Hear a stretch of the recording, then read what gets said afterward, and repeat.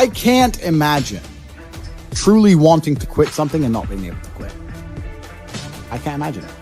Like, when I talk to people who say, I want to quit smoking, I say, when? Oh, well, soon. But that means you don't want to quit. You want to keep smoking for a while and quit later. Like, I could quit cigars today. Like, it wouldn't even plague my mind. Like, if I wanted to quit, I'd quit. I can't imagine a mind frame or a mindset where I want to do something and can't do it. Right? Life is hierarchical. There's always going to be kings and there's always going to be peasants. If you have a mind that you can't control, then you're never going to be a king. You're going to be a peasant. That's your life. You have a peasant's life ahead of you, and that's your destiny. Enjoy. Right? There's always been peasants. That's life. But I believe that the most important thing you can do as a man is to gain control of your mind. Once you have control of your mind, life is so ridiculously easy. It's so ridiculously easy. It's so easy to be in. People say to me, Tate, you're in good shape. All you do is drink vodka and travel the world. You're never even home. You never even have a gym. How do you do it? It's ridiculously easy if you control your mind. If I decide to do 1,000 push-ups, I'll do them. Maybe I have to do them one at a time. Maybe I'll get tired. Maybe I need a break. I'm going to do 1,000 because I said I'm going to do 1,000. It's not fucking hard. Everyone knows what they're supposed to do. Once you control your mind, it's easy, right? Getting over a breakup with that bitch. You miss that girl, you're upset, you miss her with all your heart, da-da-da. But once you realize she's gone, if you control your mind, she's gone now. She's gone now, I'm going to miss her. That's a shame. Off to the gym. You either control your mind or you don't. If you cannot control your own mind, then you are just a feather in the wind of life. Because your own mind is the only thing you can control. You can't control the weather. Right. You can't control other people. You can't even control whether your heart stops beating. You might have a heart attack tomorrow. You can't control anything besides what you think. If you cannot control your own mind, then you go through life with zero control, zero influence. You can't control anything. You're just a feather in the wind, waiting for life to blow you from happy place to sad place to happy place to sad place. Because if any genuine discomfort comes your way, you're fucked.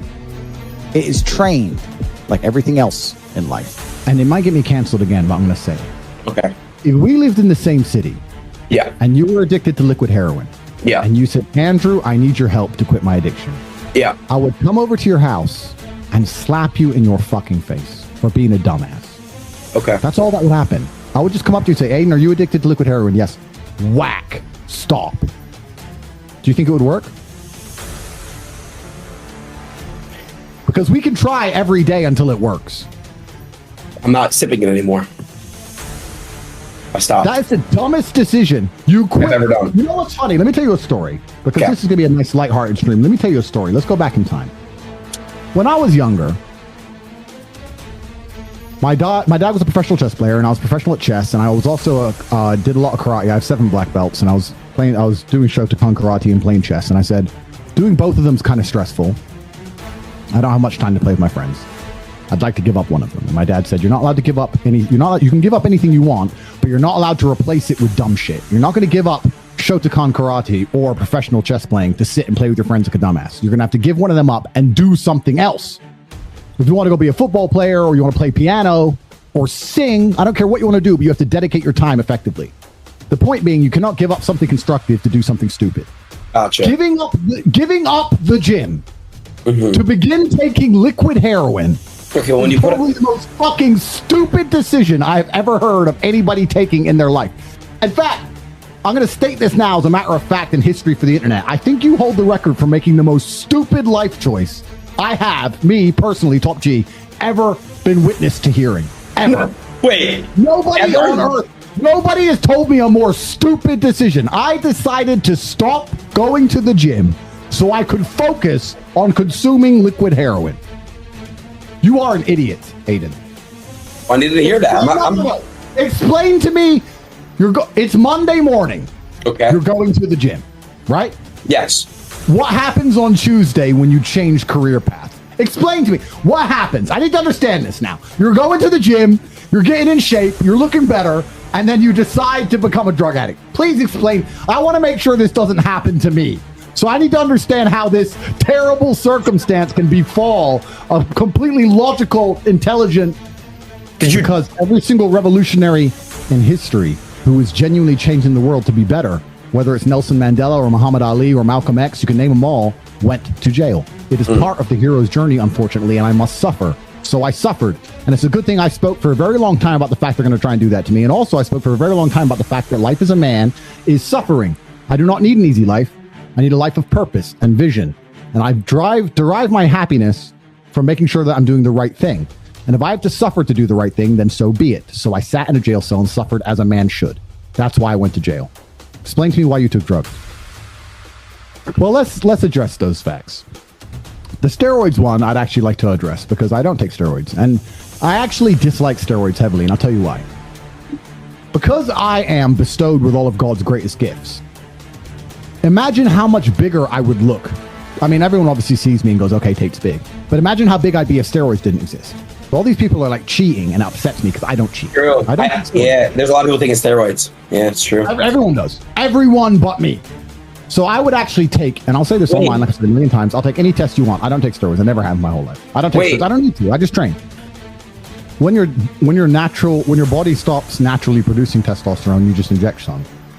But my natural testosterone level is still very, very high, even though I'm 36 years old. So I have a very high testosterone level. I don't need to inject any, and I never have. And I've said to very reputable people online, tell me what tests you want me to do, and I'll forward them on. And I've done it all before, and everyone knows I'm not taking steroids.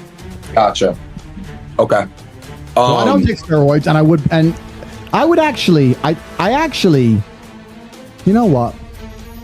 I actually think you should do that, Aiden. What? I'm not taking this. You should attack me. When we see each other next, you should teach me a lesson. Because I sit here online and I make fun of you. Next time you see me, listen, I don't want my ass. Aiden, you should kick my ass. I know, obviously, you didn't need to go gym. You're too busy taking drugs because you're such a fucking predator. You're an animal. So you're a predator. You should genuinely kick my ass next time I see you. Dude. That exact line. Sometimes in life, you need to learn the hard way and experience things yourself. And everyone told me not to, but I had to do it myself. And now I realize I was wrong. Are you calling me You sound like a chick. What? That doesn't sound like a girl. Sometimes in life, you even had to do shit that you know what I'm saying? Look where you are today. You didn't get here today by listening to the regular fucking... by fucking taking drugs. I've never taken a drug in my life. I have never tried a single drug in my life ever. I've never even tried a puff of weed in my life ever. I've never tried a steroid. I've never tried a narcotic ever in my life, ever once, ever. Because I understood that there's two options. I don't like it, which means I never should have tried it, or I do like it, which means I never should have tried it. Either way, there is no possible benefit. There's no good outcome from me trying a narcotic. So I don't do this. And why would I? Why would I ever even try one? For the first time. You know in the movie The Matrix, where Neo has a bald head, like me? Yeah. And when he goes back into the Matrix, he has hair. And they ask, why do you have hair inside the Matrix? And he said, because that's your self-projection. That's how you see yourself and imagine yourself inside of the Matrix. You know what I'm talking about? Yeah, of course. I think that everybody should have a self-projection. You have to imagine how you see yourself. And if you see yourself as a superhero and an extremely disciplined and hardworking person who achieves everything he's ever wanted in life and does amazing things, you have to understand that you're not going to be able to do that on drugs. So you need to have a mental projection in your mind of who you think you can be and who you want to be. And if that person's a drug addict, then go be a drug addict. But if that person is an extremely successful, extremely hardworking, extremely intelligent, extremely respected individual, he's probably not going to be doing drugs. A lot of this is about your self-image. I don't know how you took drugs without feeling deep shame. You should have drunk that cup and instantly felt terrible, not because of what the narcotic did to you, because of who you were acting like. Where's your duty? Where's your shame? Where's your self-inflicting morality? Where's your pride? You just sat there and just took the drugs and didn't give a fuck. So that's the problem with all of this shit. And it's the problem for all these addicts. If you want to wake up and say, what kind of man am I? Am I a drug addict? Well, then go be a drug addict. What kind of man am I? Am I a man who has control of his life and control of his mind? Then I'm not a drug addict. You have to make a decision. I just don't understand how you even took it in the first place. I can't fathom, with all of my massive computation in my mind, as smart as I am, I can't work out why you thought that was a smart thing to do, or why it was worth doing, or why you continued to do it. I don't understand. I'm genuinely asking you in a non-patronizing way, not trying to make fun of you. I don't understand. Make me understand. Did it feel good? Is that your default emotion, that you want to feel good? If someone were to say to you right now, you can choose any emotion from the menu, would you choose happy or good? Yes. Because this is the problem, Aiden. I'm trying to talk to you. This is the problem. Let's say I gave you a menu of emotions and said, choose an emotion. You're not going to choose sad. Who would, right? Yeah. But choosing happy can be just as destructive also, because if your only desire is to be happy regardless, no matter what it takes, that's when you're going to eat the cake, because the cake will make you happy. That's when you're going to take the drugs will make you happy, alcohol will make you happy, hedonism makes you happy, going to the club makes you happy. It's all dumb shit. If you were to choose proud, or if you were to choose courageous, if you were to choose a different emotion or a different feeling inside, you would have no interest in these things. So I don't wake up and think, how do I feel happy? I don't wake up and say, will this drug make me happy? I have no interest in being happy. I wake up and say, how can I be proud of myself? What can I achieve that makes me proud of myself? How can I do things that make other people respect me and are proud of me? How do I have a day which I complete when I come home? The woman who's in my house says, wow, there's no man like you.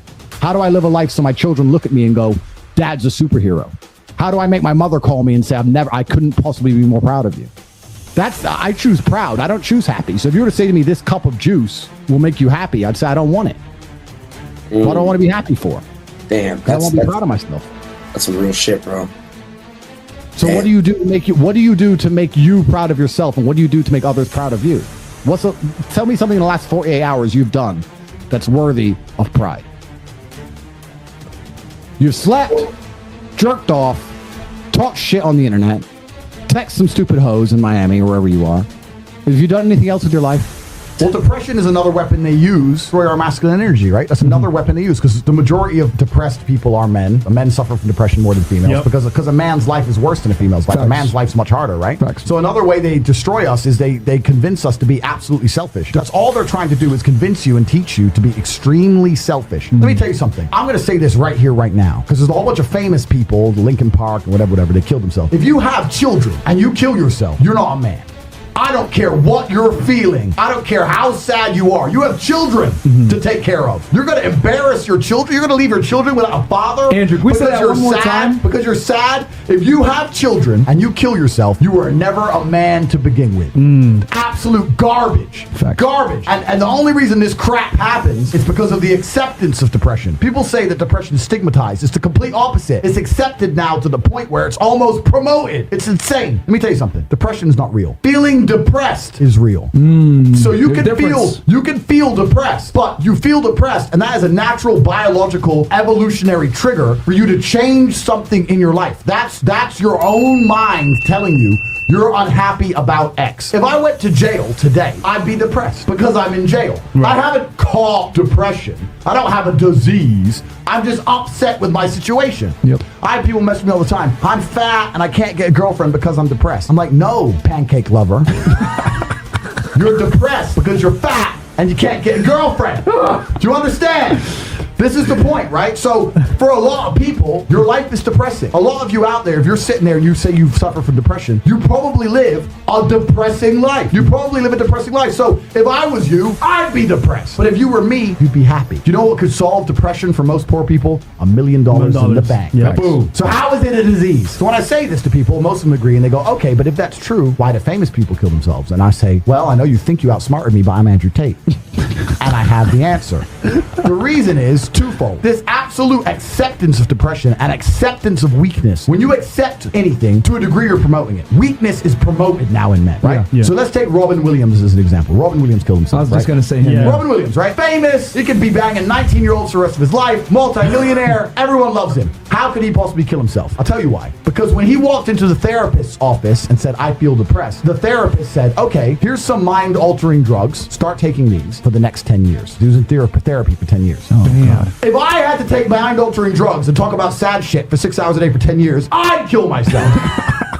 But if he would have walked into the therapist's office and the therapist said to him, you're Robin Williams. There are people in the world with no food. There are families in Syria. I say this there every are time. school buses being bombed in Yemen. There are people who lost their entire family in a car crash today. You're Robin Williams and everyone you love is in perfect health. You're a selfish idiot. Get out of my office. Get some balls. He'd still be alive today. The cure made it worse. And this whole society of accepting depression, as soon as someone's depressed, instantly go to them time, oh, poor you. It's okay. We know you can't help it. You can't help it. Why are you telling people they can't help it? Why are you reinforcing that mindset in people? If you come to me and say you're depressed, I say, I will fix you. And you know what's crazy? When I said this depression thing wasn't real, do you know how many people stuck up for depression? You don't understand. I'm depressed. Depression's real. I was like, if it's so horrible, why are you defending it? You sound like it's PR team. Why, I thought it was ruining your life, but you are desperate for me to believe in it. You want me to believe in it. You're sticking up for it. You're defending depression. Yeah. Trying to convince me it's real because it's your cure-all excuse for failure. When you're depressed, you can fail in every human metric. I fail at everything, but I'm depressed. It's not my fault. No, you're a failure. That's all you are, because you're not trying very hard. If you live in a house, I say this all the time. This is the reason I don't believe in depression. Because I don't believe in depression, I cannot become depressed. Yeah. No matter what the worst thing that could possibly happen to me on earth, I will feel sad, but I will recover and I will not become depressed because I don't believe in depression. If you're in an old haunted house, right? You have two people in two haunted houses. One believes in ghosts and one doesn't. You hear some noise in the night. The wind blows, right? The man who believes in ghosts is like, oh no, a ghost. Now he's scared, right? He wants an exorcist. He can't sleep. He's scared about ghosts. He's paranoid. The guy who doesn't believe in ghosts goes wind, whatever, and goes back to sleep. Do you understand that it's the belief that gives it power? Right. If you don't believe in ghosts, the ghost can't hurt you. If you don't believe in depression, you can't become depressed. And I refuse to believe in something that's going to weaken me. Why would I believe in something that's going to weaken my ability to deal with problems in life? Why would I do that? I'm temporarily immortal. Do you understand? Do you understand? Yeah. I'm temporarily immortal, and I'm not going to waste my living years believing in things which take power from me, because I'm not an idiot. So if you're going to sit there and go, depression is real, actually, you don't understand the problems I'm going through, you're a moron. You are a moron. And the great thing about morons is, as you lose, there's no light without dark, right? There's no joy without pain. Of course. For me to be a winner, there needs to be losers. If you want to be depressed and sit around broke while I'm flexing in the Lambo, Simps, then do it. Go do it. But you're not going to convince me to join your way of thinking. The last thing, anyone who's watching this, I want you to understand, the last thing you should ever do is adopt the thinking of someone who is sad. Bam. Why would you want to think like the sad person? I'm sad and I'm semi-suicidal. You should have the same views and beliefs as me. Get the fuck out of here. No, depression. Damn. It ain't real. There, I've just blown out the water. It's not real. You can come at me and say whatever you want. You're depressed because your life's depressing. You wake up, you're fat, you're lonely, Facts. You go to the fridge, there's no milk. I can't even have Cheerios. That's it. I'm depressed. Of course. Yo. That's because you're living a depressing lifestyle. If you woke up sexy like me, you'd be okay. But this is the thing, as a man, you need to build your value. This has all been discussed a million times before. All the things I have are things I've got myself. If you have nothing worth having, you're going to live a depressing life. I don't believe in depression. I refuse to believe in depression. Feeling depressed is real. This is what people can get confused. You can sometimes feel depressed, but you do not have an imaginary disease called depression. You just need to change something. Well, money is the defense, right? Like, what can you do about the way the world is headed? There's not much you can really do to change it. Elon perhaps could. But Elon made a fantastic point. If they don't develop the AI, someone else will develop the AI. Exactly. So it's an arms race. Are we going to end up in some kind of dystopia where AI controls everything and we have no semblance of freedom left? Nearly guaranteed.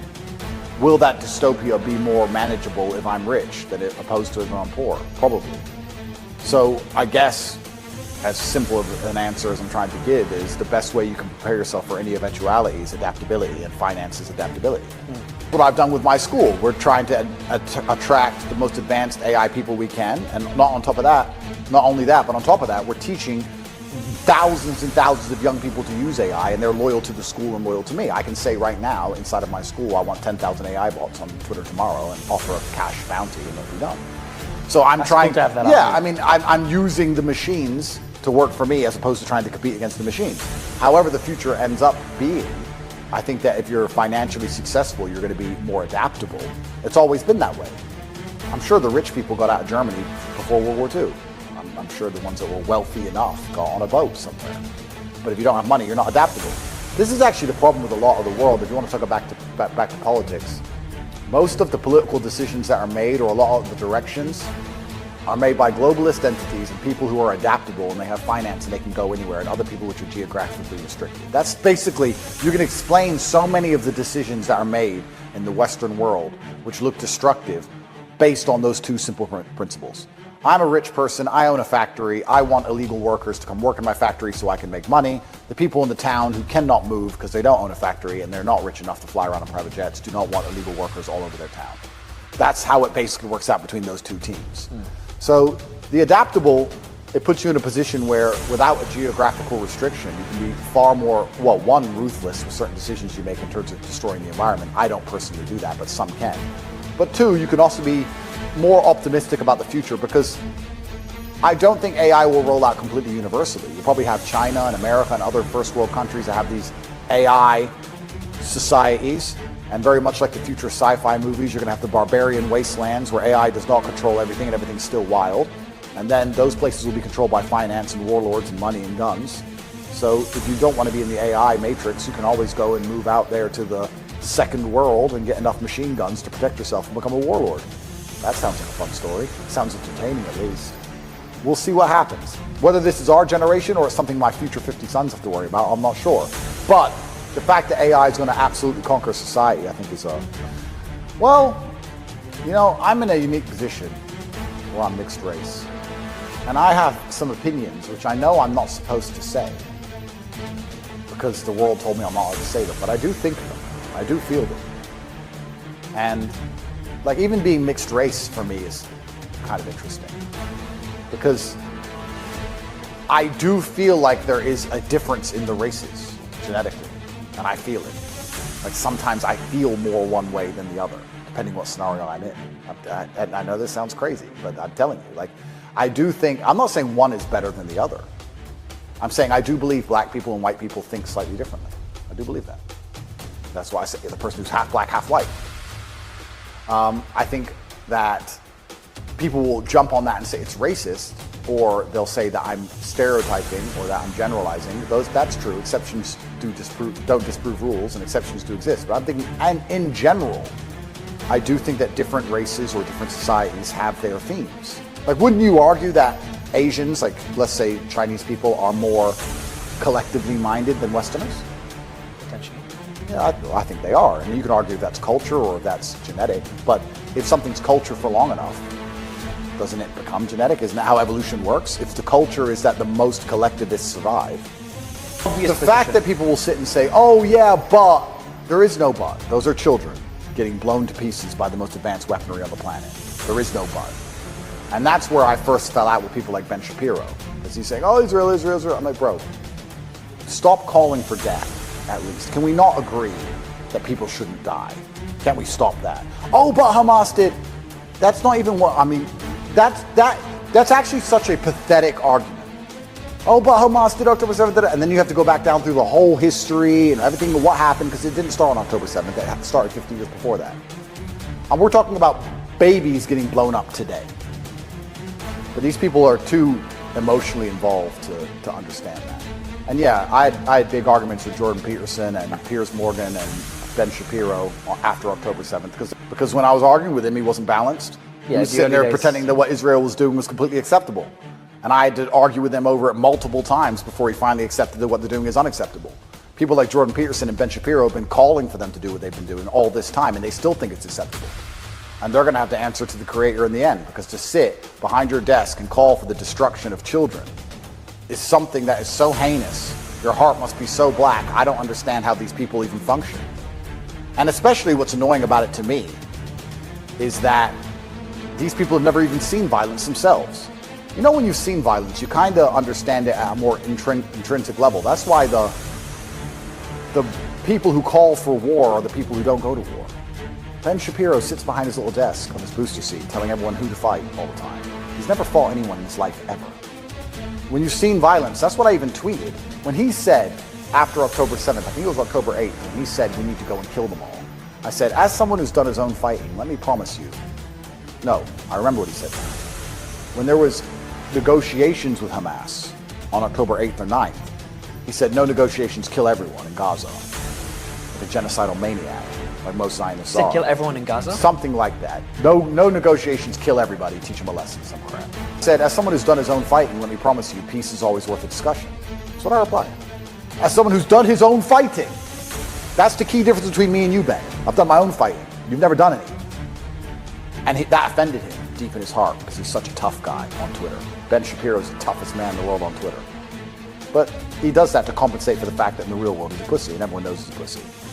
And this is the problem about insecure people or people with small man syndrome. especially on Twitter or foreign policy, because they don't have to do the fighting themselves and they want to prove that they're a tough guy. They're actually tyrannical and psychopathic. People who have done their own fighting aren't that way. But yeah, the Gaza struggle and the struggle of the Palestinians is disgusting. And it's kind of amazing to me the cognitive dissonance between people on the right who believe their land should be for them and they're not happy to be ethnically replaced by minorities and they don't like illegal immigrants. But then they're pro-Israel. It's like, okay, well, that doesn't make sense to me. You said that your land should be defended. Well, they're defending their land, aren't they? Oh no, they're terrorists. Well, one man's terrorist is another man's freedom fighter. But this is another subject, you're right, which is very difficult to go down. I went all in. I made it very clear I support the Palestinian struggle. Condemn October 7th. Do I condemn violence? It's such a loaded, stupid question. I'm going to tell you why. To say that I condemn October 7th in and of itself as an individualized event throughout a 70-year history of endless events. Every single day was an event. One child dying, getting shot in the head by the Israeli army because the snipers were having fun is an event. We may not know what day it was. We may not know the name of that kid, but it's been happening for 70 years. Every single day was an event. We talk about the one day that the news decided to highlight because it fits their agenda, because the wealthy Jews and bankers own everything. So it fits their agenda. So we talk about this one specific day. To choose one day and pluck it out of this entire saga and condemn that one particular part without context is asinine. It doesn't even mean anything. And then to condemn the idea of violent resistance to violent oppression is also asinine. What do we expect people who have been suppressed for 70 years, losing their land and being violently attacked to do? Kumbaya? Is that what we expect? Endless kumbaya as they get marched off the cliff like lemmings? It's natural inside of the human spirit to resist oppression. That's what I do. That's the reason I have a brand at all. And my oppression is resisting the lies of the Matrix, let alone resisting an occupying army that killed my family members. And we're going to sit and say that these people on October 7th are so heinous, they must be condemned because they violently acted against an endless violent oppression. I don't think that even makes any sense. That's illogical. The fact that they can't win the fight and they still feel forced to act shows how oppressive and disgusting the regime is in the first place. If a small little girl attacks a full-grown big man, something big must be going on because she can't win that fight. So why is she even doing it? She must be desperate because she stands no chance. Are we going to condemn her? Or we're going to ask why she felt the need to attack that man in the first place? Maybe he's been sexually abusing her for years. But no, let's forget the sexual abuse. Let's forget the fact he beats her mother. Let's forget all that, and let's condemn this 6-year-old because she scratched the big man. Let's condemn.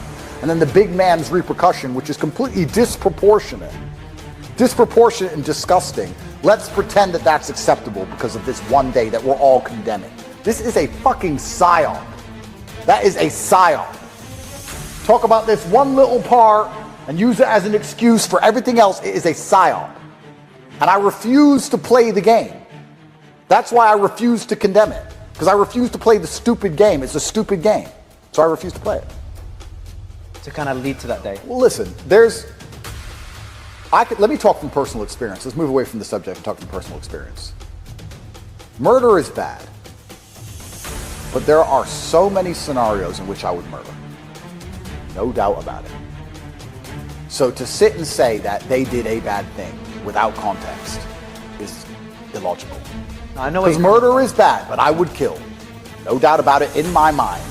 And there's a whole bunch of scenarios in which I'd kill.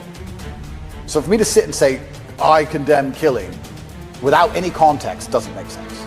That's what they've tried to do. The general consensus of the PSYOP was to try and get everybody to condemn what Hamas did on October 7th, to try and explain away the genocide which took place afterwards. And it worked for a while. But the genocide's gone on for over a year now. Yeah, even the Saudi king called it a genocide a few days ago. Yeah, it's gone on for over a year. So it didn't work with me at the beginning. But you know, my brand and a lot of my online presence is based on the fact that I'm right before everyone else. It's not that I'm the only one who's right. I'm just right first. I was right on COVID first, and I was right on October 8th. On October 8th, I said this is a genocide. On the 8th, when nobody else said it. Really? And then, October 8th, I didn't know you were said that early on to the topic. October 8th, I was arguing with Ben Shapiro and Jordan Peterson. You can see it all on Twitter. Shit. I argued with Piers on the 11th of October, I believe. I knew what was going to happen because I understand the world. I understand psyops very well. What did we say at the beginning of this interview? How they use the media and they line things up so that they can use the judicial system to then have the public support their public attack or their lynching of a person. They use the media to set up what they're going to do. The way they came after October 7th, the way the media started talking about how October 7th is the worst thing that's ever happened, I knew that the repercussions for that day were going to be disproportionate. I knew it. By the way they were setting it up in the media, or they wouldn't have mentioned it at all. There's been violence in Gaza and Israel for the last 70 years. They barely talk about it, they don't care. The fact they jumped all over October 7th and made a big deal of it was only to lay the ground for their genocide. That was clear. I think a lot of the reason the American right support Israel is because they just like everything the American right do. The problem is with conservatives on the right wing is that they're just as stupid as the left. They're just as ideologically aligned as the left. The fact that I will sit here and agree that Gaza should be free and disagree with Israel, but then also agree with Russia and Ukraine is really remarkable, because if you find the Ukraine flags, the Ukraine and Palestinian flags go together. They support the underdog. That's just how it is in their mind, because the liberals support the underdog in all things. They support the weakness because they're weak. So they support the Palestinian cause, which they're right on, and they support Ukraine, which they're wrong on. But they're just ideologically aligned to the underdog. And then you have the right-wing guys, the other people on the other side, who it's Israel, Israel, Israel. What's Israel ever done for you? Oh yeah, but the other guys are terrorists. Says who? The news? The news that you've been saying are fake, because you're the right wing. You've been saying fake news since 2016 when Trump said it, but when they say Israel's good, you believe that part. So you believe the parts of the news you want to believe, but you don't think for yourself. So the right wing are just as bad as the left wing. So you have a whole group of people which are ideologically aligned completely 100% on both sides who don't want to think for themselves. It's very rare you have somebody who actually looks at each individual issue and is prepared to contradict their own team's position for personal, for personal sovereignty, I guess is the key word. But also that comes with problems. There's people inside the Republican Congress, there's people on the right wing who may not like me primarily because of that one stance. Yeah, that's how it goes. You know, it's interesting. Let's go back. And the reason I try and I'm going to prove the point personally as opposed to Russia-Ukraine. So if you talk about Russia-Ukraine, people want to go down into the exact policy of Russia-Ukraine and the color revolution, and they try and messy it. So when we're talking about complicated issues, I try and move it back. Russia basically had no choice because they were poked 500 times and they finally reacted and they had to make a strong statement. Someone broke into this house and tried to attack my children and I murdered them. And someone's going to say, oh, but you didn't have to murder him. Which is basically what you just said with Russia. You're saying he didn't have to invade Ukraine. He shouldn't have invaded Ukraine. Yeah, maybe I shouldn't have murdered him. But he was acting in a way which there had to be consequences for. And it was dark, and I didn't know who he was exactly. And he's a big guy, so I stabbed him to death. That's life. That's life. We don't always get the benefit of hindsight and the benefit of sitting there and looking at it with a court case and forensic analysis and deciding how proportionately must Russia act in the face of this NATO aggression. Should they only send another evil letter? Should they do? No, he had to take an action. And governments, especially internationally, don't have that many actions. They have the UN, which he tried. He has the media war, which he tried to try and make people clear what's happening, but he can't puncture the Western Hemisphere. You can't even see Putin's speeches on the Western news. So he can't puncture the Western Hemisphere in terms of public opinion. He tried all the legal avenues. What's left? Force. So there's nothing else but force. And then he went into Ukraine, could have conquered Kiev in 3 days, didn't, because they did a deal. Boris Johnson overthrew the deal, so they betrayed him again. How patient has Russia been? Like he's been sitting there being patient for the last 20 years. In Bucharest, I think it was in 2018, 2019, one of those years, maybe earlier than that, maybe 2007, 2008, here in this city, Putin was talking to NATO about this. And they all made these agreements and deals, and then they start saying Ukraine's going to join NATO. They broke the rules. They broke the law. They broke into his house. So he reacted. If you break into a man's house and he shoots you to death, I don't feel sorry for you. I don't care that his reaction was disproportionate. I care that you shouldn't have done what you did. They provoked it. Now they're going to have to deal with the consequence. And to be honest with you, he's been nice. I think that Russia sees the Ukrainians as brothers. I think they've been very nice. There is nothing stopping Russia launching hypersonic missiles today and taking out the entire power grid tomorrow and putting them all through a freezing cold winter without heating or electricity. That would take 10 minutes of effort, and he's refusing to do it.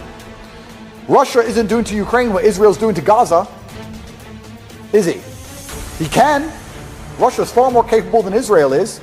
He's not. But is that because... No, that's because he has respect for human life. That's because Putin's a person who understands decency. And I guess the Israeli establishment doesn't. That's because he doesn't want to genocide an entire population. Russia could destroy Ukraine the way Israel's destroying Gaza, and he's not. So I think that we should all be thankful to Russia, considering we de-dollared him, tried to sanction him into the earth, attempted to throw revolution in this country every 5 minutes. The amount of shit we've given Putin, and he sat there like a very patient man when he has a nuclear trigger. I think we should be far more thankful, truthfully. Because America wouldn't put up with that shit the other way around. Not as long as he has. It's stupid. Imagine the shape you'd be in if you didn't quit. Imagine. Oh my God, I would look so fucking good. Oh my God. Would you be proud of yourself? Yes. Yes. If I didn't stop. Yes. And that's why all these. And you know what's funny? The funniest thing, the most ironic thing about all of this, is that if you don't prioritize happiness and you prioritize feeling proud of yourself, you end up happy by extension. I'm happy because I'm proud of myself because I have a fucking fantastic life and mansions and supercars and money, most famous man in the world, thousands of love letters a week from beautiful women, street credit in every single fucking city on earth. Of course I'm happy, but I didn't ever choose to try and be happy. If I would have chosen to try and be happy, I would have never ended up happy. If you're serious about anything you're saying, then I guess when we talk in a month's time, you're going to be in fantastic physical condition because you're going to train like an animal, right? You're 100% correct. If you train like an animal, never saying out your mouth, now it's just bullshit. You want to sound good on the internet. So if the next time we speak, if I'm not at least where I was before, then I have no hope. And I'm full of shit and I have no hope. And by the way, I'm not putting all this pressure on me for no reason, bro. Trust me. I fell down. I fucked up with the lead. Pressure makes diamonds, my friend. There we go. Pressure makes diamonds. I train every single day. And it doesn't matter how I feel. So, in fact, I would actually argue that the number one way to deal with most of life's problems is always the same thing. You were saying that people deal with things in many different ways. That is true. But in my experience of life, there's only one way to deal with anything. It doesn't matter if you're heartbroken. It doesn't matter if you're sad. It doesn't matter if your bank balance is low. It doesn't matter if you lose a family member. It doesn't matter if whatever negative things can happen to you. It doesn't matter if you go to jail. It doesn't matter what it is. The answer to everything is always the same. Do you know what that answer is? What is the answer? Hard work. Work harder. The worse things are, the harder I will work. I'll give you an example. I'll say it right now here on stream. Jail changed me and I had some trouble in there. I never missed a single day's training. Since I've left jail, I can't sleep. I have nightmares. I've been training harder than I've ever trained. I put it all over Twitter. I'm doing 6-7 hour days. I could sit around and complain about being tired. I could sit around and be a bitch. I could sit around and cry. Or I could just work harder than I have ever worked. It's fantastic that I can't sleep. It's all the time I need. So I can train endlessly. So my point is the answer is always hard work. What else is my answer going to be? I'm struggling with something. I'm going to work less. Does that make sense to you? How's that going to fix anything? At least now, as I decipher the puzzle, because that's what life is, it's a puzzle, and as I decipher the lesson that's been bestowed upon me by God, and as I repair my mentality and become a more content individual, or perhaps a more stable individual like I was before, at least in the meantime, I've done a whole bunch of work. At least I've gotten bigger, stronger, faster, richer. What else am I going to do? Sit around and mope like a dummy? The answer is always hard work. Anyone who's watching this, no matter what problem you're facing in your life, there's only one answer: work. Work harder. It's actually funny, and I've said this before, so I'm going to say it again. You can also take the antidote before the poison. If you're always working as hard as possible, it's actually very difficult for bad things to actually catch up with you. You can take the antidote before the poison. Most people don't even work very hard. You don't work hard. Not fucking at all. You don't do fucking nothing. You paid a bunch of money to sit around here and talk shit. But even the people at home, you think you work hard. You could work a lot harder. Hard work's always the answer, my friend. So I want to see you in a month, and I want you to be in fantastic physical condition. You can't be getting outperformed by an old man like me. When I was your age, I was an animal. You know, God decided it had to happen. He wanted me to learn some things, or just suffer through some things, and that's fine. And then perhaps maybe God also did that to the world so that my words were more appreciated when I came out. Now when I say things, people might finally listen to me, and maybe the world will change. Maybe it was part of the path. Allah is the best of planners. I'm not going to sit here and say I know more than God. If God decides I have to go back to jail forever, then that is God's decision. And it's my job as a man to sit here and suffer and please him. That's my job. And I'm going to do it. And I'm going to do my push-ups until the day I die. If I could be 83 years old doing push-ups in my cell, that's what I'm going to do. If you adopt what they want you to believe, your mental model is so destroyed that you'll believe anything you are told. What do you call somebody who believes anything they are told without reason or proof? What do you call someone who believes everything? People are sheep. Correct. Yeah. So this is why they're trying to instill certain ideas which you know to be false, and which most people know to be false. But why does it? That's why they find me so dangerous, because I sit here and combat these ideas. Now, everybody believes in something. Everybody has a religion to some degree. There's no such thing as an atheist. Everybody believes in something. Every single atheist I ever speak to has some strong belief. They believe in liberalism or whatever flag they want to worship. So you have to sit there and decide, as a human, if we're not sophisticated enough to not have a religion of sorts or have a creed which we adhere to, then which religion am I going to believe in? Which religion am I going to adhere to, which is going to advance my life and be the best for the people around me? And the answer to that for me is God and Islam. So you sit and say, why are they pushing these agendas on men? Because these people are empty-minded. If they were strongly believing in God, they would have strong principles, and they wouldn't be able to adopt these principles that are being pushed upon them. If you have an empty mind and you have no baseline morality and you have no rule set, then you could adopt anything. Why? And I'll ask you this, Aiden. Why is pedophilia bad? Why is it bad? The law says it's bad. Why is it bad? Morally, it's incorrect. Morally, it's very incorrect. But I'm saying if the law were to come along and say it's not wrong anymore, would you still think it's wrong? Sure, 100,000,000%. But that baseline morality which is installed inside of you that makes you understand that some things are right and some things are wrong, regardless of what the law says. Where do you think that comes from? The heart within, intuition. God, yeah, of course, intuition, God. But that's why when Andrew, now I'm seeing now it's getting so bad. I'm seeing it pushed on the children. Well, that's how you control the future, Aiden. Oh, you change your mind and you control the future. If you think generationally, if you want a certain outcome in 100 years from now, there's no point convincing you and me. You'll be dead. True. Who do you convince? I do like to think, though, as messed up as it all is, sunlight is the best disinfectant, and truth is extremely important. And I think it's very important we encourage people to see the truth, tell the truth. Don't be afraid of whatever they're going to label you for the truth. I'll do it again. Feminists are ugly. I'll do it again. There. Come at me. It's objectively true. I believe if we get enough people sticking to the truth and saying the truth, it becomes harder and harder for their lies to stick, because they are relying on, in fact, they require lies to pull all of this off. It's an empire of lies. And the one thing lies need is a lot of energy. They have to repeat them over and over and over. And it takes a lot less energy to tell the truth, because if you can tell somebody something that just makes sense in their heart and soul, that's it. Yeah. So it's very important. Anybody with a brain speaks up. When someone says they're not political, or someone says they don't really care or not interested, it's your job not to be aggressive, not to be offensive. But I'm now in the position in my life when we fight for humanity, and I'd be interested in your take on this. If I sit with somebody at a dinner table and they're telling me they're pro-Kamala, and everyone goes, "Oh, don't talk politics." No, I'm sorry. This is for humanity, and I'm going to tell them right here, right there, while I have the chance, that they are wrong, because this is more important than keeping a friendly dinner at a dinner table.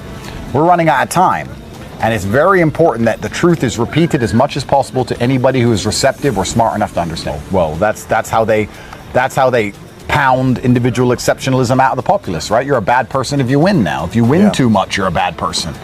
It's better if, everyone wins. Participation. They just don't want anybody to wake up and understand that the unfortunate reality of the real world, outside of your little classroom, is that there are winners and there are losers. That's the reality of the world. That's how it works. Everything you've ever wanted in your life, that woman you want, other men want. That car you want, other men want. That house you want, other men want. And the guy who has it won. And the guy who didn't lost. And that's how it works. It's a power dynamic. It's constant and endless competition. That's how the masculine world is. And I guess one of the easiest ways to attack and damage masculinity is to remove our competitive edge. Exactly. As a man, you wake up. I mean, I'll tell you right now, I don't buy the fastest Ferrari to drive any faster. I just want the fastest one in the showroom. The guy doesn't build a bigger yacht to have an extra 10 foot of deck. He doesn't care. He wants the biggest yacht in the marina. Exactly. That's how men are. And that's what built the entire modern world. I want to be the first one to march across Antarctica, even if I risk freezing to death, because my name will go down in history. How can you have a man who is not interested in competition of any kind? Okay. Financial or at least success, any kind of success. If you have a man who's not a competitive man, you don't have a man at all. I think Islam is the last true religion on earth. I think a religion's job is to preserve the society which adheres to it. And I don't think Christian societies are being preserved by Christianity. I think that Christian societies have left in a massive power vacuum, and this power vacuum is being filled with, one, the beauty of Islam, and the other side, it's being filled with an insane worship for the government and leftist insanity and climate change and abortion and all these crazy things that people are worshiping. The LGBT flag gets more respect than Jesus Christ in most Christian countries now. And I feel like with that massive power vacuum, a lot of the evils and Satan's agendas are simply being inserted into public space and public life. And you need God to resist evil. And Islam seems to be the only religion left on earth which is capable of saying no to the evil agendas. So to sit and say, well, I'm a Christian, that's great. And you believe in Christianity, that's great. You live in a Christian country, that's great. But your society isn't preventing the children from being convinced to castrate themselves. Well, then you need to have a long, hard look at your own religion. And that's not my religion to comment on. But when I feel a strong affinity for God, and I think anybody who does, you're instantly and constantly drawn towards Islam because it's real. Because it's a warrior's mindset. Islam understands the brutal realities of life, and the brutal realities of life as a man is constant and never-ending war. And I mean that for every man on earth. You're at war right now. If you're at home watching this, you're at war. Perfect. Even better. Self-struggle. You nailed it. That's what I was about to say with war. Getting to your job and back without losing your temper in the commute is war. Taking care of your family is war. Raising your children despite the government propaganda being injected into their ear is war. Maintaining a healthy body and mind is constantly war. Paying your bills is war. Life as a man is war. And when you're truly a warrior in your heart and in your soul and in your actions, and you understand how important God is, you're going to end up believing in Islam. You're going to end up being a Muslim. Tolerance is a hijacked word. So tolerance in and of itself, just like we talked earlier about gender equality, is a hijacked word that the Matrix has hijacked and taken a nice pretty word and they've hijacked it. Because when they say you must be tolerant, what they're saying is move out your house, give it up to asylum seekers, allow your son to chop his balls off. That's what they're telling you to do. So tolerant is hijacked. However, my brother's a Christian.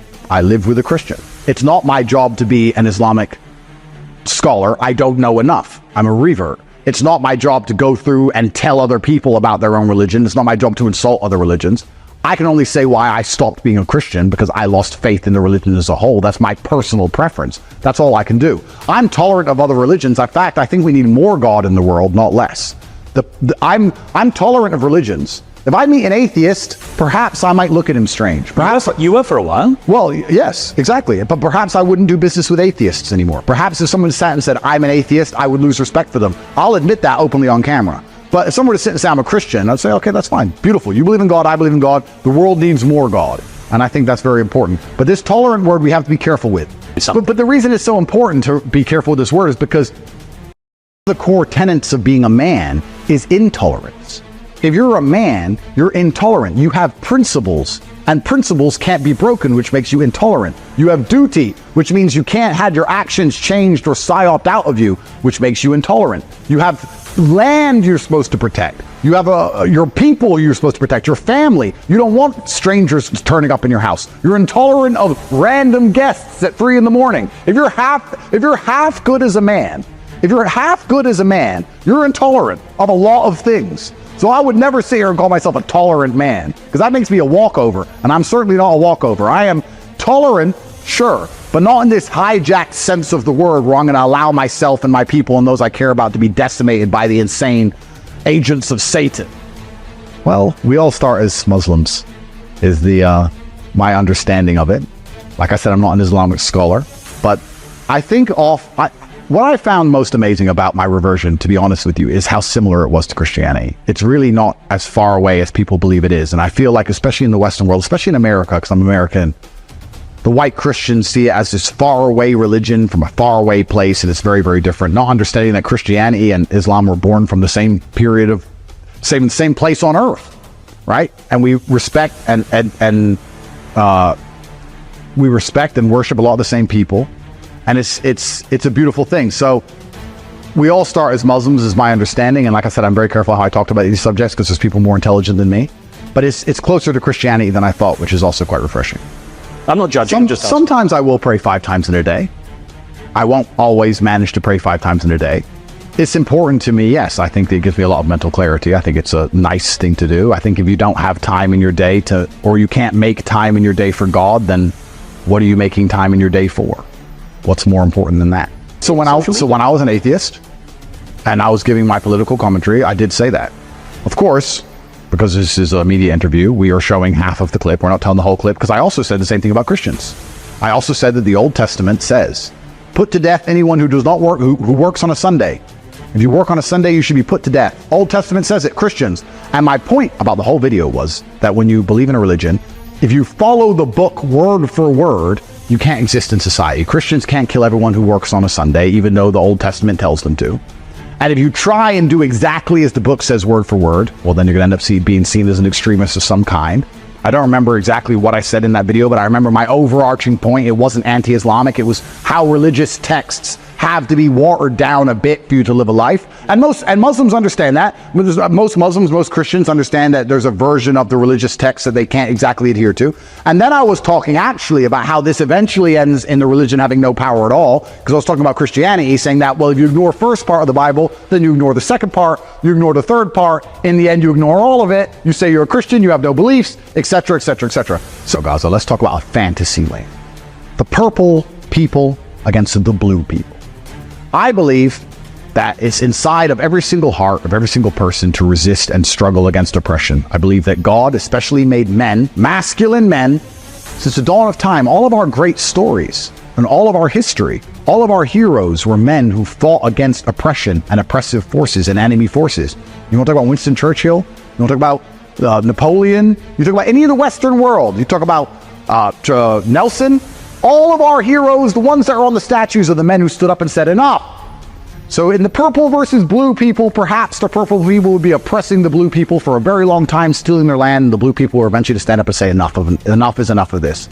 We are tired and we're prepared to die to stand up for what we believe in, because we have duty and we have honor. It would be extremely asinine for anyone to sit here and say, no, you could just oppress people forever and they'll never resist. And if they resist, they're the bad guys. I also think that perhaps in this imaginary world, let's imagine there was videos coming out and you could truly see who was murdering babies and who wasn't. I think it'd be pretty clear for anyone with a functioning brain to understand what's going on. It's insane to sit and think that men should not have any kind of resistance inside of their hearts against deliberate and constant endless oppression. That's insane. And to sit here and say that's okay, once again, is insane. And to sit here and condemn both sides. No, I'm not going to condemn the masculine spirit of resistance. I'm not going to do that because that's disingenuous. She's got the edge on him. Well, of course. I mean, we can sit here and talk about exceptions disproving the rule all day long. Sure. No, we can. You're right. You know, right? You know, there's some people who can swim faster than a fish, and humans are faster swimmers than fish because there's one swimmer which is faster than this one kind of fish. Let's talk about this all day. Is life survival of the fittest? It always has been. It always has been. And it's the same for, it's always has been, and it's the same for ideas. It's the same for ideas right now. We just talked about religion. A lot of people in the West are upset that Islam is conquering the Western world. That's not Islam's fault. That's Christianity's fault. You've left a power vacuum. You don't allow people to worship God and feel respected in any way. So it's being filled by a religion where people can worship God and have their views respected. That is Christianity's problem. And for us to sit here and say, do I believe the world is survival of the fittest? I would like you to name a time in human history, since the dawn of human history, where it's never been survival of the fittest. I ask you, sir, a question, my first one. Has it ever not been? Can do it. And that's the way the world is. And before I comment particularly on that exact subject, that's exactly the way the world is right now. But you have powerful versus weak. But let's not confuse that with right and wrong. They can be very different things. I'm an innocent man who've done nothing wrong. But when 50 men with machine guns come here to my house and drag me out of my house, they're powerful, I'm weak, I have to go to jail. Even though I'm innocent, right? So let's not conflate the two issues. We can talk about the fact that colonialism has been purported by were perpetuated by extremely powerful countries, which would come, all of Europe chopped up Africa. They'd come, they'd take all the natural resource, they'd enslave the populace. They were more powerful, they had gunpowder, they had more organized armies, and they did all of this because they were powerful and they were weak. There was a power vacuum, just as we discussed with religion and ideas, and they took control. That doesn't mean it was right. That doesn't mean the people who were being subjugated who deserved it. We can talk about good and bad, and we can talk about evil, and we can talk about righteousness, and then we can talk about the life we live here on earth and power structures. They're actually not very related. Sir, I know. Everyone knows. The charges against him are complete garbage. The cases against him are complete garbage, and they're doing it to try and stop him getting in power because they don't want him to be president, because they'd rather have a president who doesn't know what's going on, so they can just tell his advisor, here's X amount of million, pass this law. That's what they want. The shadow figures want to control the world, and they don't want to have an employee, which is what they'd see him as, just as I described in my imaginary company earlier, who's belligerent. They don't want to have somebody in charge who you can't buy or bribe or blackmail or scare. Trump is going to sit there and say, I have enough money, I'm too old to want more, and I care about my country, I'm going to do what's right for the country. I'm not going to do what's right for you, the big interests and the big money and the globalists. And that's why they're trying to take him down. It's absolutely and utterly, completely a matrix attack. And when I say it's important for the culture, because it is, because Trump is a masculine man in a world where being masculine is instantly bad for some reason. And it will be massively important for the culture, just as I've been a cultural icon, so is he. And so will he help push the culture in the positive direction of healthy masculinity. So it's extremely important for the culture, and also it will slow the rot. I don't believe it can stop. Truthfully, I don't believe it can stop the rot of Western nations. But he can slow it down, which has to be a good thing. Let's delay the sinking of the Titanic for 4 more years. Why not? And who's his serious competition? Who's going to run against Trump? Name someone competent running against Trump. I miss the Queen. She wouldn't allow any of this junk to happen. If the Queen was still around, the OG, she wouldn't allow any of these fake photos, missing Kate Middleton, all this garbage going on. No, she would have got it all under control, went to Kate, made sure she was okay, went in front of the news, did an interview, fixed it. I feel like the royal family died when the Queen died. I don't know why I've come to that assessment, but I have. And it's very sad to me because although we can talk about the royal family being part of the elites and being part of the Matrix and the Rothschilds and the banking sectors, we talk about all these things, but I think the world is going in the direction it's going because it lacks tradition. I think especially Western nations are becoming so flawed as a whole because they're lacking a culture and a tradition. And I think anything that's cultural or traditional, we should try and hold on to, especially in Western countries, because in other countries they do, but in Western countries they don't.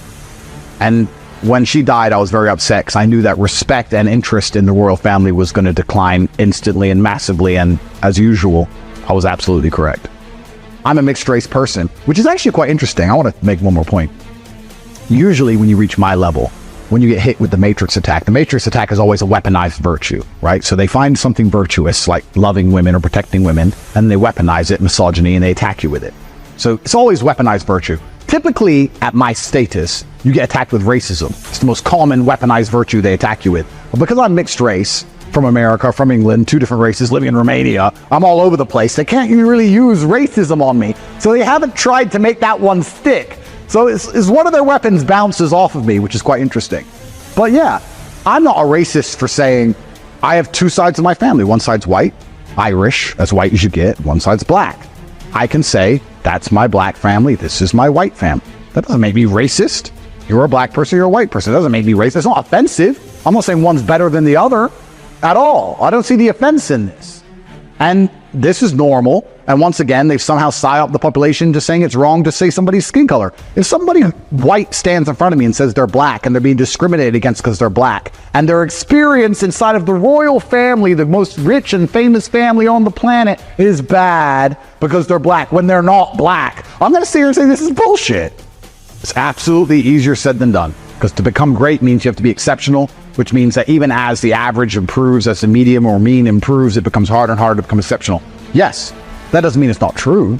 I'm not here to give everybody happy lies. I'm not going to be like the Matrix and give everyone comfortable, happy lies, because that's what they do. They sit and say, don't worry, just go to school and work hard in school. Don't worry, just go to college and work hard in college. Don't worry, just get in university debt. Don't worry, just get a career, then get a mortgage, pay your mortgage, pay off your student loans. Don't worry, when you're 68, you might be able to go on holiday. Don't worry, take your injections, take 9 or you lose your job, then you lose your house, then you lose your family, then you lose everything. Don't talk out of line. Don't write on Facebook or you lose your job. You have student debts to pay. Be quiet, be good. Happy lies, you'll have a good life. No, that's all a lie and it's all garbage. I'm not going to sit here and give sugar-coated lies. AI is going to make the average person absolutely obsolete. That is a fact. It's going to become harder and harder for anybody to have any significance in the world today unless they're an exceptional person. That is a fact. That is hard for most people to do. True. But you better find a way to pull it off, because once you become a useless eater, once you become somebody who needs food and is no use to the people who make the food, you're going to soon learn that throughout all of human history, it ended the same way for those type of people. I see AI as dangerous because it's in the hands of government. What do governments always want? More of. Control. Now they're going to get the ability to get more control. So they're going to use it.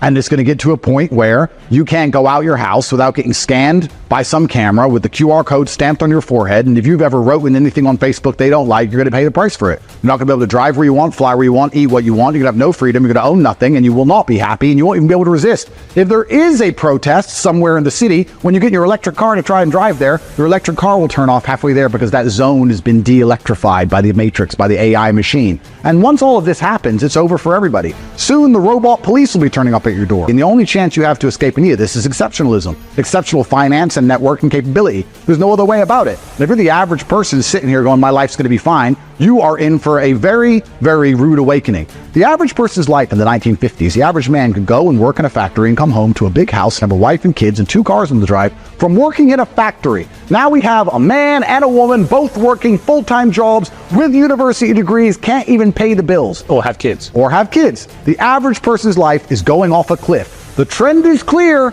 I'm not crazy for pointing it out. So if anybody wants to sit here and disagree with me, that's cope. They're just being an ostrich and hiding their head in the sand and praying for better days. That's their decision. But yes, it's going to be certainly very difficult to become exceptional, which means you don't have time to sit around worrying about how you feel. Isn't it amazing how everything goes full circle? Men don't have time to sit around crying their eyes out and saying how hard it is and dealing with their feelings and being sad and being depressed and doing all this garbage the Matrix tries to tell them to do, because the reason the Matrix tells them to do those things is so they get funneled into the slave force for the life I just laid out before. Instead, you have to wake up and say, this is almost impossible, but I'm going to do it. And you have to get it done. Just as I have, from Luton Council estate to billionaire to jail to billionaire.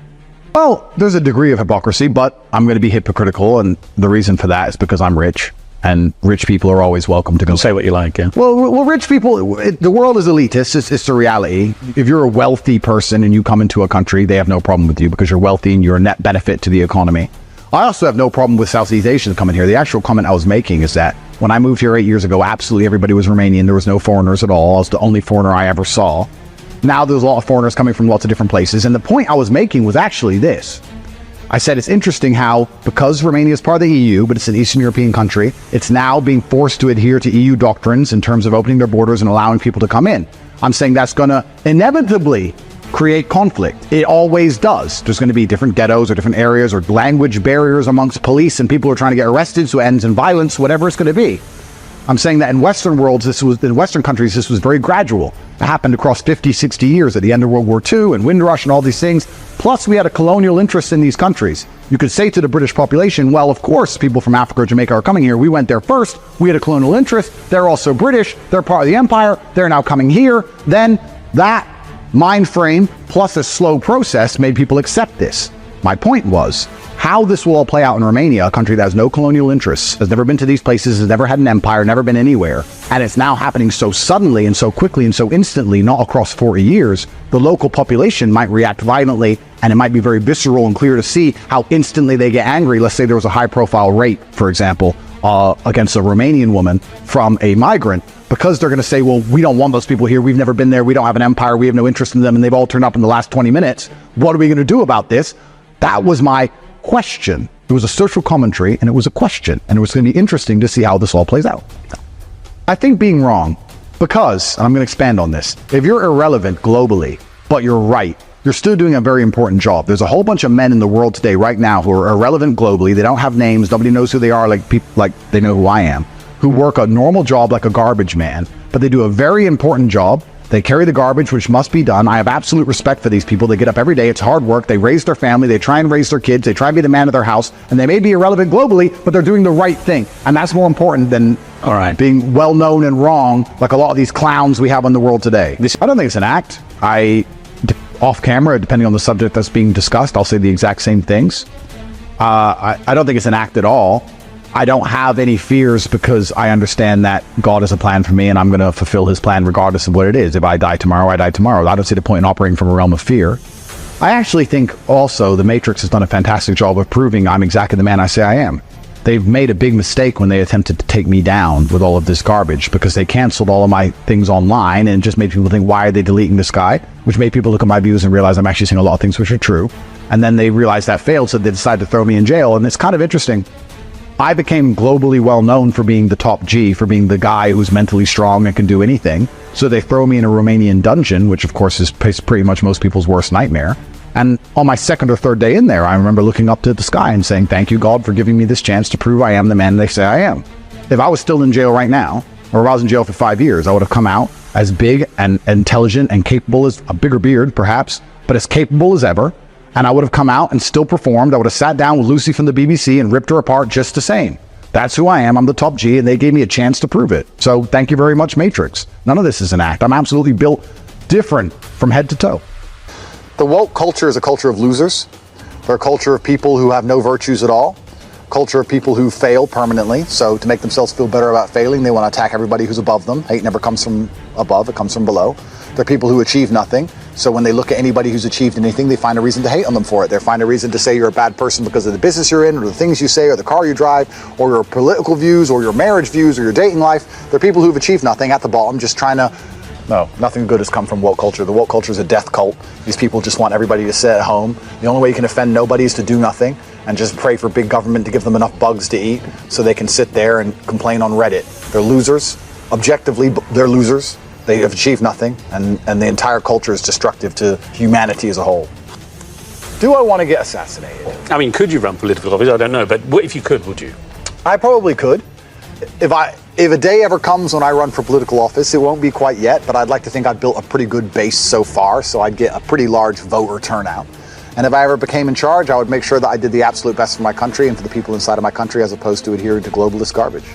Yeah, well, comedy's not allowed anymore, is it? Right? So comedy's not allowed, and sarcasm's not allowed, and you're not allowed to say anything that could possibly be misconstrued as something that it doesn't mean. Like, the world we're living in is just insane. And it's crazy because they truly assume people are more stupid than they are. I think most people are very well versed to understand when somebody's making a joke and when something is sarcastic and when something's taken out of context. And like, especially, you know what I feel like? I think it's like the English in me, because I'm half English, especially the English. That's all we do is take the piss. That's all we do is like say things and exaggerate things and make fun of each other. Americans are all like, oh my God, what did you just say? It's like, that's just our culture. It's how we are. I'm not saying I didn't mean a lot of the things I said, but it's certainly difficult now to live in the world I live in and that we live in, where absolutely everything can be used against you all of the time. I mean, I knew I'd be big and I knew I had a message. I knew that people would pay attention to it. But the idea that I'd become the most famous man in the world, I didn't see. But I think the reason that's happened is because I've become an anti-hero. But to be a hero, you need to have an enemy. And my enemies have made themselves so visible. And I've also called for a very long time the moves my enemies were going to make. And they continue to prove me right. And when they prove me right, they prove their existence, right? If I sit there and say, the Matrix is after me and the Matrix is going to do this, and then it happens, well, then they prove their existence. So I am now in the middle of a battle, and battles are certainly entertaining. They've always been entertaining. And I'm not just an influencer. I'm a guy who's engrossed in a battle. And I think a lot of people find affinity in my message and understand that me fighting this war is in many ways fighting for all the men on earth. It could happen to anybody. So they've made me bigger and bigger. And it's kind of like the attempt to shrink me and destroy me has done the absolute opposite. And here I am. It's actually interesting because I get asked that question all the time. But there's certainly a cabal of people who have mass influence over the world who are not people we elect or know their names. I would never kill myself. I'll start by saying that. And I don't have a direct beef with these people. That's what's actually interesting. If you're a billionaire or you're an extremely important person from an extremely important family and you're born into this degree of power and wealth, you're going to wield it and you're going to use it. That's human nature, right? You can't expect somebody to have that kind of influence and not use it. Totally respect and understand that. But then I've become massively influential and they see my influence as a counter to their narratives. So, as it's always been since the dawn of human time, when you have a counter narrative or a counter influence, you aim to destroy it. It's always been that way, right? The English and the Scottish, it's counter narratives and you go to war. So I have a narrative which is countering their narratives that they control, and they feel like that I need to be punished for that. And they're massively influential and powerful, and now I find myself in the position I'm in with a matrix attack. And unfortunately, the law is so complicated in most countries on Earth.